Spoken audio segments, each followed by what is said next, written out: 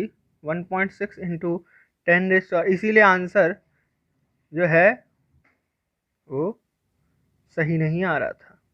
चलिए, ये केजी में है ना, अब स्टैंडर्ड यूनिट में, अब मीटर पर सेकंड में आएगा।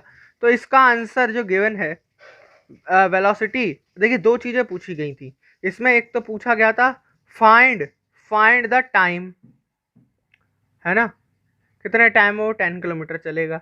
एंड ऑल्सो पूछा गया है फ्रैक्शन भी पूछा गया है ना, फ्रैक्शन। ये दो चीजें पूछी गई है। तो आइए इसमें जो वेलोसिटी का आंसर आ रहा है और जो टाइम का जो आंसर आ रहा है, टाइम का जो आंसर आ रहा है उसके हिसाब से हम वेलोसिटी भी लगा लेते हैं। टाइम का आंसर 4 सेकंड गिवन है, 4 सेकंड। इसका मतलब है 10,000 divided by x is equals to 4, तो 2500 आ गई। तो v इज इक्वल्स टू 2500। इसका मतलब जो यहाँ से v स्क्वायर आ रहा होगा, ये v स्क्वायर है, ध्यान रखें, वो आ रहा होगा 625 इंटू 10⁴,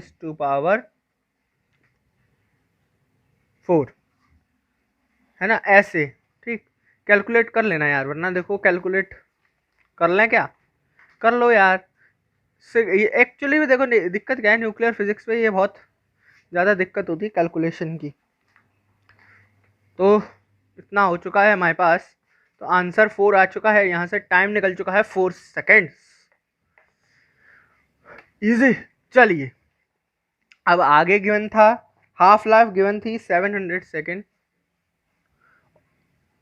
और वो हमारे पास है 4 सेकेंड्स। तो आ गया n by n naught, this is the friction, 2 की पावर माइनस t बाई, कट जाएगा शायद, कटेगा ना, 175, 175, 4 जा 30, 7 जा, हाँ 4 5 जा 20, तो 2 की पावर n n upon n naught is equals to 2 की पावर माइनस 1 अपॉन 175। यही हुआ ना, यही हुआ ना। चलिए आंसर चेक कर लेते हैं, बिल्कुल बेशक चेक कर लेते हैं। ठीक, फ्रैक्शन पूछा था, है ना, फ्रैक्शन आ चुका है हमारे पास। अब इसमें एक पीछे की तरफ एक और पार्ट दिया गया है, tell the what fraction of N naught are decayed. ठीक, what fraction of N naught are decayed, और गिवन है कि 2 की power minus 1 upon 175 is equals to कितना है, 0.996, दिस इज गिवन। सो हम ये कह सकते हैं कि n is equals to N naught into 0.996, ये आ चुका है। अब अगर ये आ चुका है तो व्हाट फ्रैक्शन डिकेड कितना हुआ, n नॉट थे, n चले गए, बचा कितना, n not minus n upon में n not, this is the what fraction of the particle decade. n not में से ये माइनस कर लो, 0.000 कितना आ गया, ये 4 0 0, हाँ तो 0.004, हाँ ये आ गया, ये आ गया 0.004 आ गया। ठीक, अच्छा सवाल, good question. JEE mains level आप बिल्कुल कह सकते हैं, बिल्कुल कहा जा सकता है। क्यों, इसे क्यों कहा जा सकता है, क्योंकि भाई बहुत से लोगों ने तो यार ये वाला फॉर्मूला ही नहीं पढ़ा होता। बिल्कुल, चलो चलो।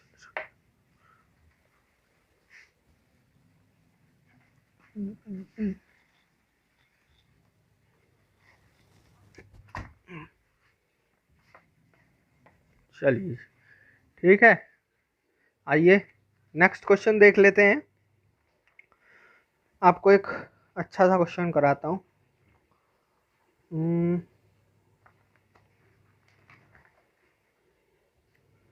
कौन सा क्वेश्चन गुड है, ये वाला करवाया जा सकता है बिल्कुल, ये वाला जी। चलिए आइए, गिवन है in an experiment on two radioactive isotopes of an element which do not decay into each other। अच्छा ठीक, radioactive isotope which do not decay into each other समझ गए होंगे आप लोग। their mass ratio at an instant is given as 3, यानी मान लो mx/my 3, ठीक है। they rapidly decay The rapidly decaying isotope has larger mass and an activity of 1.0 mu। तो क्या बोला है इसमें, बोला गया है कि लार्जर वाले का क्या है, आइसोटोप ऑफ लार्जर मास। तो भाई ध्यान दीजिए, यहाँ पे गलती हो सकती है।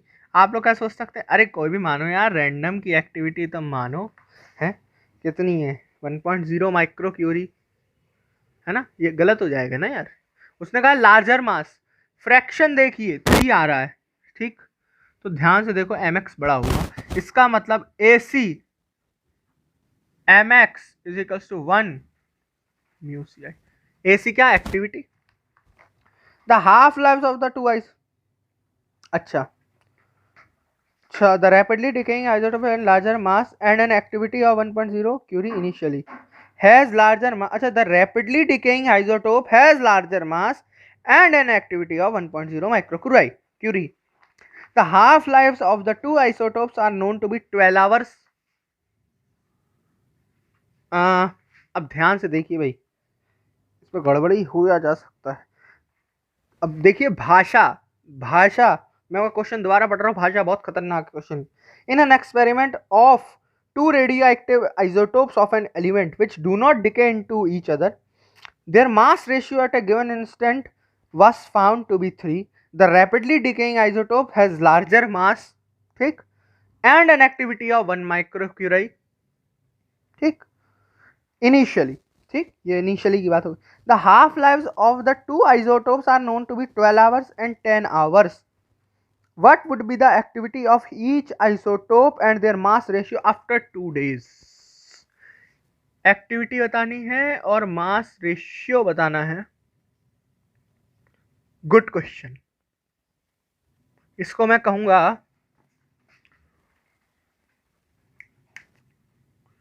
This question belongs to close interest JEE main.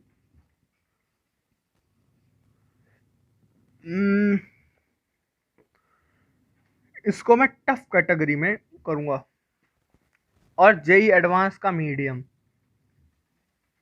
Because of language, only the language. क्यों? क्योंकि इसमें देखो दिया गया हाफ लाइफ जो है of the two isotopes are known to be 12 hours and 10 hours, ठीक है। अच्छा, बहुत बढ़िया। और इसमें गिवन है कि एक्टिविटी हमें क्या पूछा गया था, हमें पूछा गया था कि फाइंड द, ओहो लाइट चली गई है यहाँ पर, एक बार फिर से देखना है अब हमें, है ना। चलिए ठीक है, ट्रू, अरे 10 आवर्स नहीं, वही मैं कंफ्यूज हो रहा हूँ, 16 लिखा है, 16 लिखा है, 12 आवर। क्योंकि देखिए अब मैं बताता हूँ मैं क्यों कंफ्यूज हो रहा था।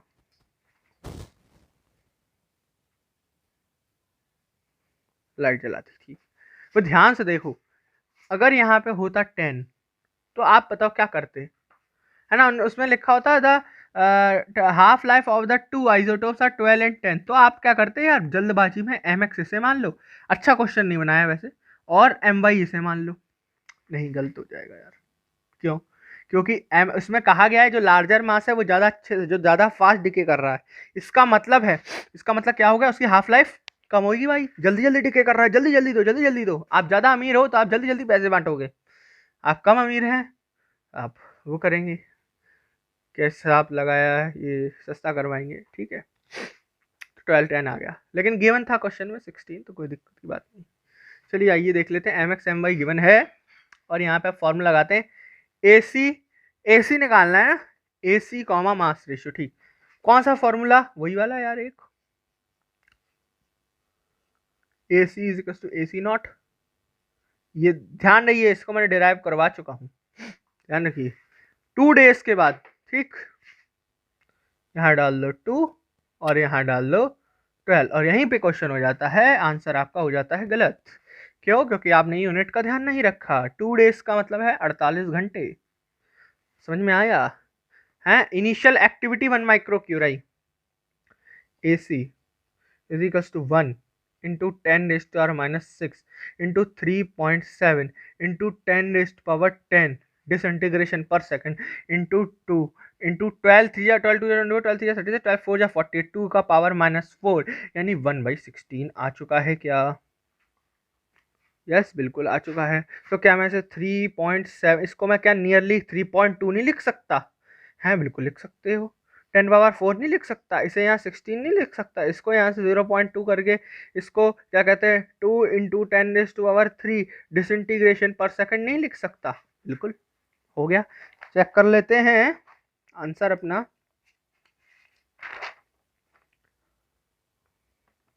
इन्होंने एक्चुअली आंसर क्यूरी में ही दिया है, कोई दिक्कत की बात नहीं है, तो फिर आप चेंज मत कीजिएगा भाई, ठीक है। तो आप जो है वो चेंज नहीं कीजिएगा। इन्होंने आंसर दिया है तो पढ़ने में नहीं आ रहा क्या दिया हुआ है, पढ़ने में ही नहीं आ रहा। चलिए अब दूसरे का निकालते हैं, दूसरे की एक्टिविटी निकालते हैं। इसकी तो आ गई। अब भाई सोचो, अब यहाँ पे देखिए एक और अच्छा गुड क्वेश्चन, ये एक और मतलब इसी के अंदर पार्ट जो है, इसकी तो एक्टिविटी दी गई थी, है ना। अब क्या करोगे? मैं कह रहा यार इसकी भी एक्टिविटी हटाओ, नहीं दी जाए, क्या करते? सिंपल, हाफ लाइफ कितनी, 12 घंटे, ln2/12 is equals to lambda, खत्म।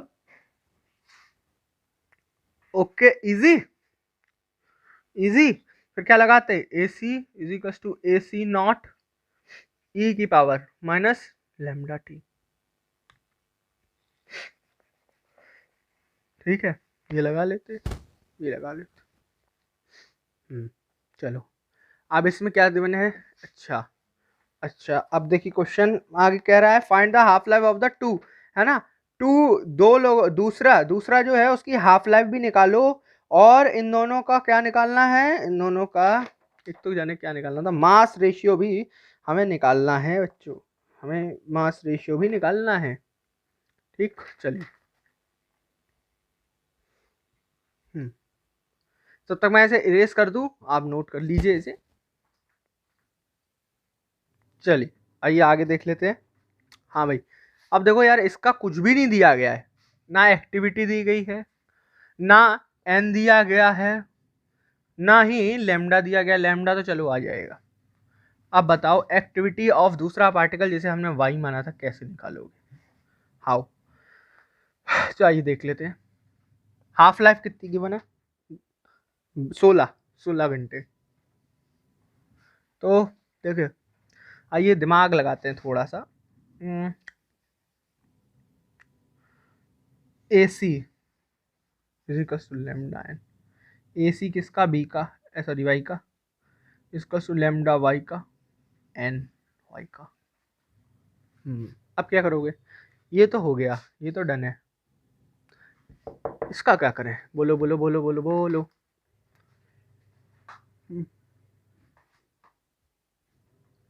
ये गिवन था,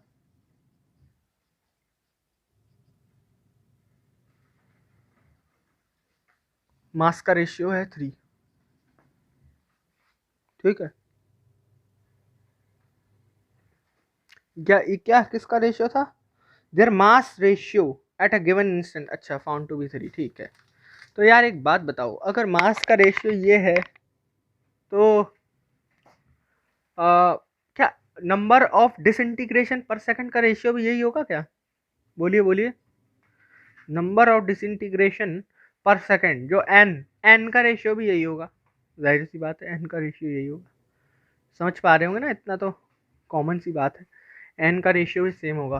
तो क्या मैं इसे एन वाई को एन एक्स अपॉन 3 नहीं लिख सकता? बोलिए बोलिए बोलिए बोलिए बोलिए। क्या मैं इसे एन एक्स इंटू में 3 नहीं लिख सकता? बिल्कुल लिख सकते हैं, बिल्कुल लिख सकते हैं।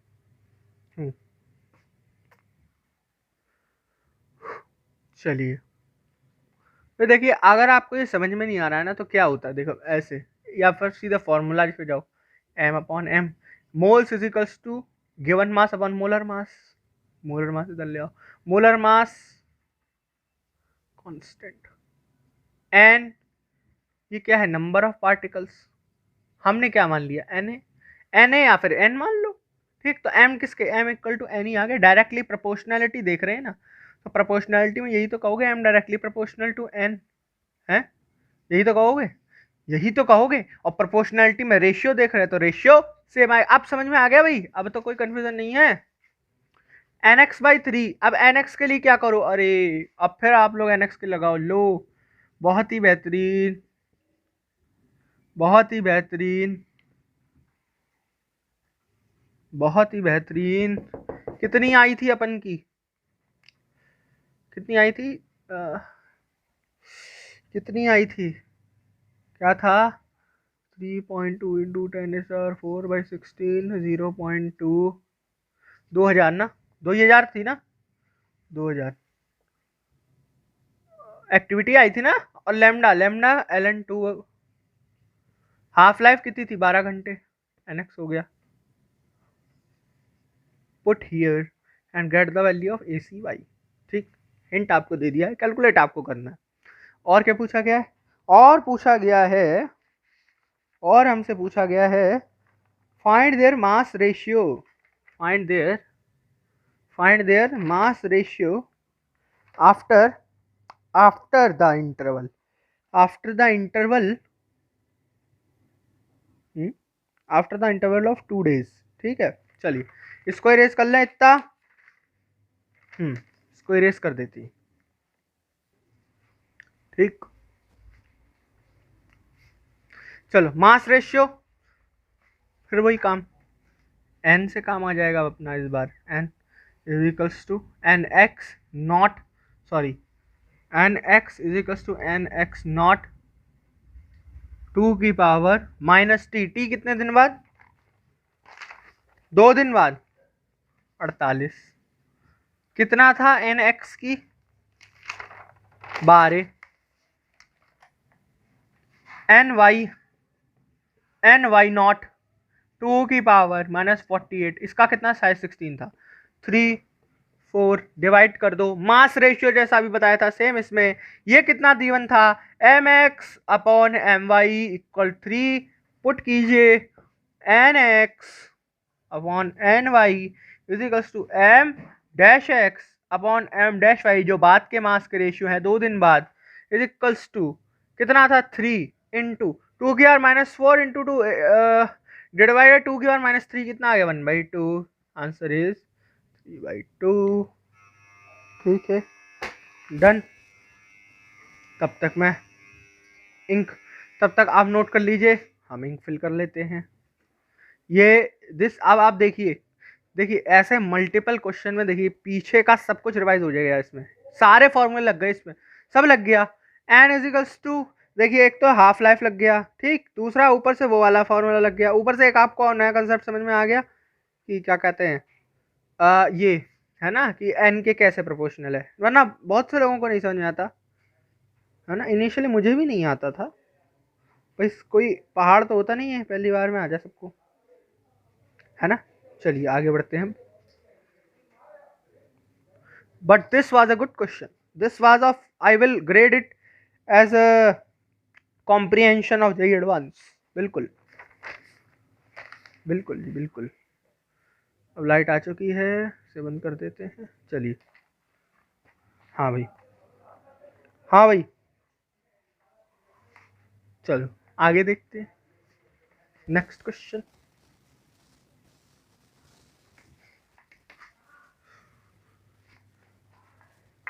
नेक्स्ट क्वेश्चन क्या बने, this is also a good question. A small quantity of solution containing Na is equals to 24, sorry Na24, मैं भी क्या बोल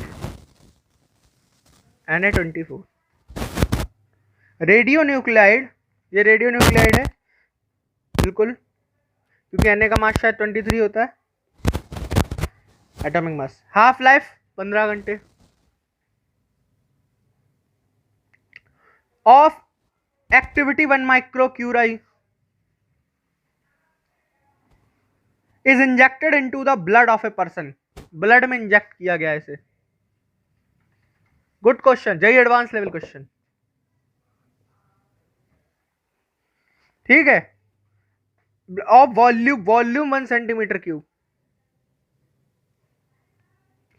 10 यानी 10⁻⁻⁶ मीटर क्यूब कर दो, है ना। A sample of blood of volume 1 centimetre cube after 5 hours is taken. ये जो है ना, सॉरी ये 1 सेंटीमीटर गिवन नहीं है, ये क्या है, कह रहा है कि 1 सेंटीमीटर क्यूब जो है वो 5 घंटे बाद लिया गया ब्लड में से, है ना, और उसमें पाया गया कि उसकी shows an activity of 296 disintegration per minute, ठीक। Determine the total volume of the blood in the body of the person, assume that the radioactive solution mixes uniformly and 1 curie is equals to 3.7 into 10 raised to power 10 disintegration per second। Very very very good question, आइए देख लेते हैं। बोला गया है कि Na को inject किया गया है इस पे, और 5 घंटे बाद उसके सैंपल में उसकी एक्टिविटी इतनी आती है, तो यहाँ से हमें क्या मिल जाएगा। देखिए ये डाटा से हमें क्या कह रहा है, यहाँ से हमें कुछ मिल सकता है क्या, है ना। हाफ लाइफ गिवन है, ठीक, लैम्डा आ जाएगा। अब 1 सेंटीमीटर क्यूब जो है उसको निकाला गया है, पूछा क्या गया है, टोटल वॉल्यूम पूछी गई है। आइए देख लेते हैं, है ना, टोटल वॉल्यूम इसमें हमें जो पूछी गई है वो निकाल लेंगे, ठीक। आइए, चूंकि इसमें गिवन है कि 296 डिसइंटीग्रेशन पर सेकंड हो रही हैं, सॉरी पर मिनट हो रही हैं, कन्वर्ट करो, तुरंत कन्वर्ट करो, किस में, कौन सी यूनिट में कन्वर्ट करो, डिसइंटीग्रेशन पर सेकंड में कन्वर्ट कर लो ना, पर सेकंड में कन्वर्ट, पर मिनट है ना, डिसइंटीग्रेशन पर मिनट, सेकंड में कन्वर्ट करो, 60 से डिवाइड,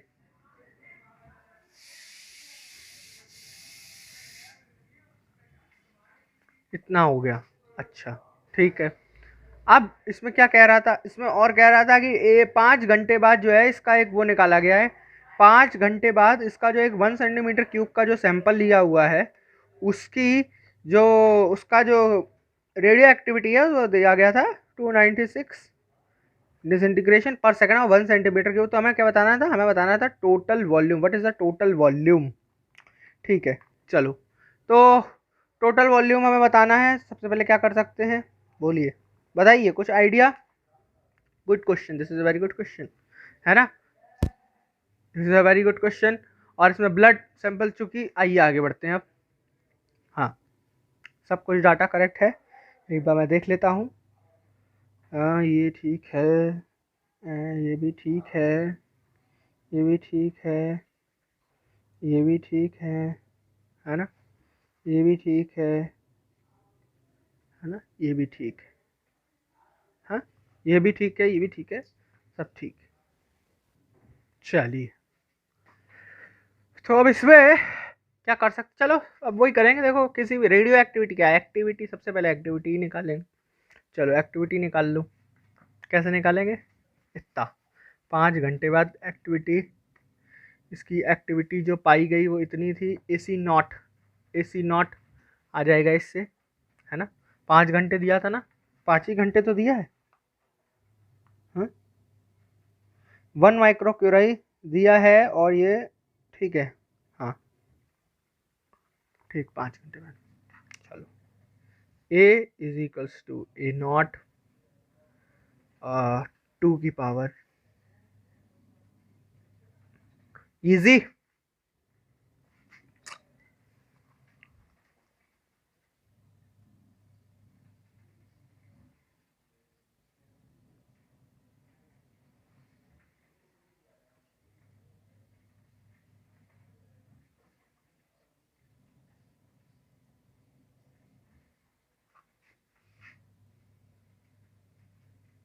काट लो।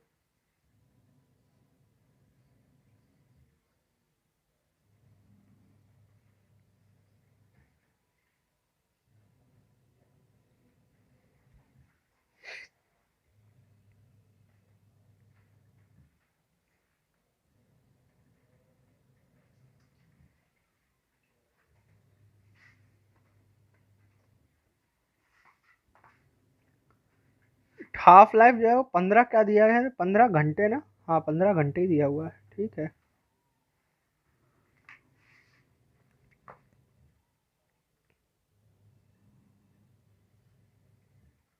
यही हो गया।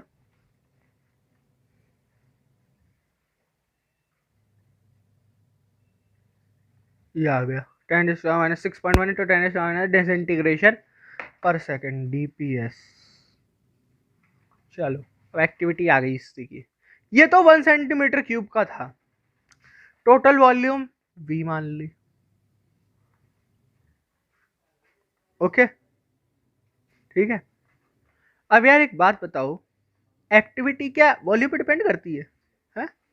एक्टिविटी क्या वॉल्यूम पे डिपेंड करती है? नहीं करती ना, नहीं करती। Activity is n, basically n, lambda n, sorry directly proportional to n। तो यार एक बात बताओ, अगर 290/60 डिसइंटीग्रेशन पर सेकंड इतने का है, तो क्या यार वॉल्यूम उतने का और नहीं होगा है? मतलब पूरे वॉल्यूम का ये नहीं होगा है 5 घंटे बाद? भाई एक्टिविटी किसी वॉल्यूम पे डिपेंड नहीं कर रही है। तो हम क्या कर सकते हैं, अगर मान लिया V वॉल्यूम है तो 296/60 इंटू में V is equals to this same. Calculation आपका पार्ट है, आपको हम आंसर बता देते हैं। आंसर जो गिवन है हमें, आंसर जो हमको गिवन है वो गिवन है 55952। This is answer. ठीक, चलिए आज के लिए इतना बहुत है ना। अब अगली वीडियो में आपको और प्रॉब्लम्स करवाएंगे, और अगली वीडियो जो होगी वो बहुत अच्छी होगी, इसमें प्रॉब्लम्स होंगे और एक कंसेप्ट होगा बस एडवांस लेवल का। ठीक, बहुत ही इम्पोर्टेंट कॉन्सेप्ट है, जहाँ पे वो आता है कि एक केस हम देख सकते हैं, अगर उसको डिस्कस करते हैं, वो जो अभी आगे करेंगे अगली वीडियो में, जिसमें nuclear reaction first order kinetics को फॉलो नहीं करेगा, मतलब है ना।